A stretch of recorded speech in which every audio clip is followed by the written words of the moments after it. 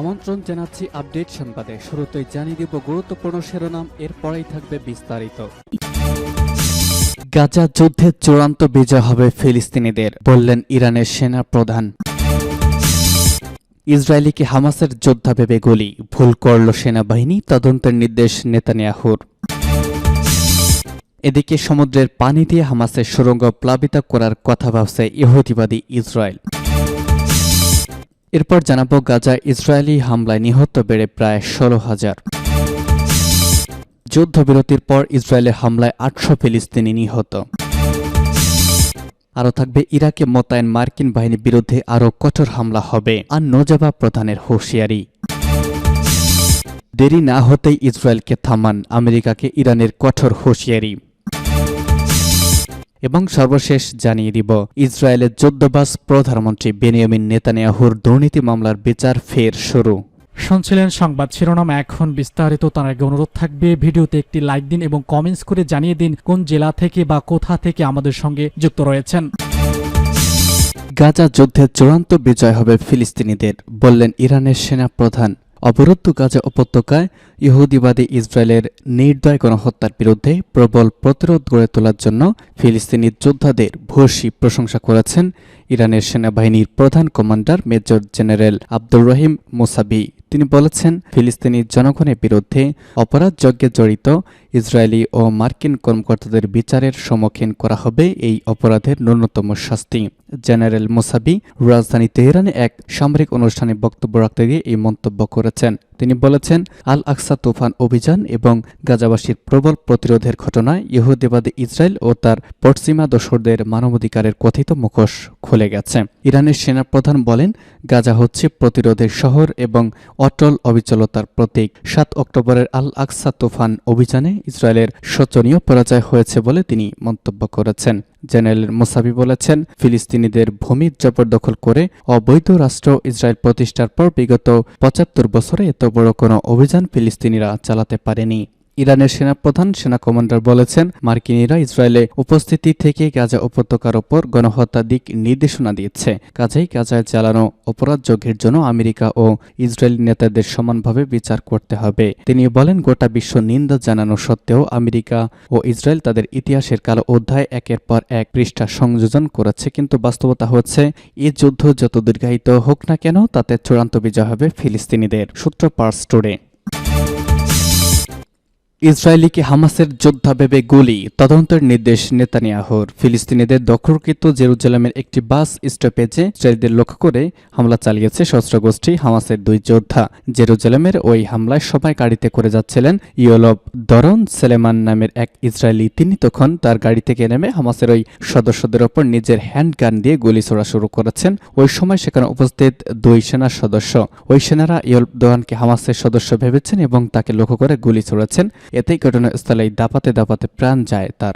সেদিনই সেই ঘটনার একটি ভিডিও সামাজিক যোগাযোগ মাধ্যমে ছড়িয়ে পড়েছে। ভিডিওতে দেখা যাচ্ছে ইয়োভাল দোরেন বুঝতে পারেন তার সেনারা হামাসের সদস্য ভাবতে পারেন, এ কারণে তিনি নিজের 2 হাত উপরে তুলে ফেলেন এবং এছাড়া নিজের জ্যাকেট খুলে দেন। তার শরীরে কোনো বিস্ফোরক নেই। এছাড়া তিনি চেঁচিয়ে বলতে থাকেন, আমি ইহুদি, আমি ইসরায়েলি, আমাকে গুলি করবেন না। এমন আর্তনাদের পরেও তাকে গুলি করেছেন এক সেনা।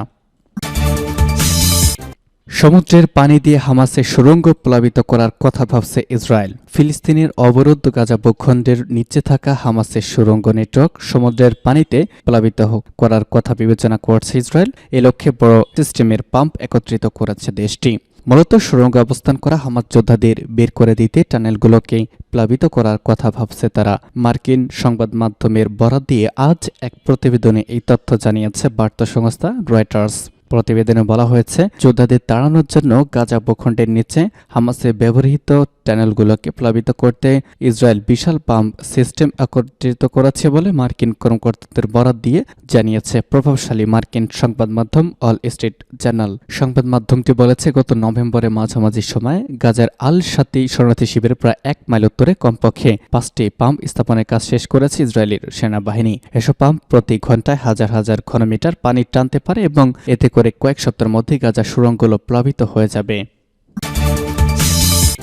গাজা ইসরায়েলি হামলায় নিহত বেড়ে প্রায় 16,000। গাজা ইসরায়েলি হামলায় ক্রমেই দীর্ঘ হচ্ছে লাশের সারি। প্রায় 2 মাসের এই যুদ্ধে ইসরায়েলি হামলায় নিহতের সংখ্যা বেড়ে প্রায় 16,000 দাঁড়িয়েছে। বিবিসির এক প্রতিবেদনে এই তথ্য জানানো হয়েছে। গাজার স্বাস্থ্য মন্ত্রণালয় জানিয়েছে, গত 7 অক্টোবর থেকে গাজায় হামলা চালিয়ে আসছে ইসরায়েল। দেশটির হামলায় নিহতের সংখ্যা বেড়ে 15,899 জনে ছাড়িয়েছে। প্রতিবেদনে বলা হয়েছে, গত 24 ঘন্টায় ইসরায়েলি হামলায় কমপক্ষে 350 জন নিহত হয়েছে। নিহতদের মধ্যে প্রায় 70% নারী এবং শিশু রয়েছে বলে জানিয়েছে মন্ত্রণালয়। এদিকে যুদ্ধবিরতির পর দক্ষিণ গাজায় স্থলপথে অভিযান শুরু করেছে ইসরায়েলি বাহিনী। এই অভিযানের সময় গাজার হামাসের এক কমান্ডারকে হত্যার কথা নিশ্চিত করেছে তারা। ইসরায়েলের প্রতিরক্ষা বাহিনী ঘোষণা করেছে, ইসরায়েলে গাজা উপত্যকায় তাদের স্থল অভিযান প্রসারিত করেছে।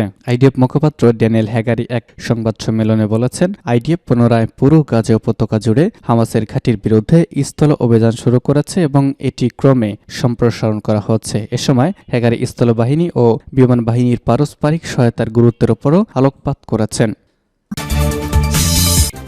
যুদ্ধবিরতির পর ইসরায়েলের হামলায় 800 ফিলিস্তিনি নিহত। হামাসের সঙ্গে অস্থায়ী যুদ্ধবিরতি শেষ হওয়ার পর ইসরায়েল অবরুদ্ধ গাজা উপত্যকায় স্থল অভিযান সব দিক থেকেই সম্প্রসারণ করেছে।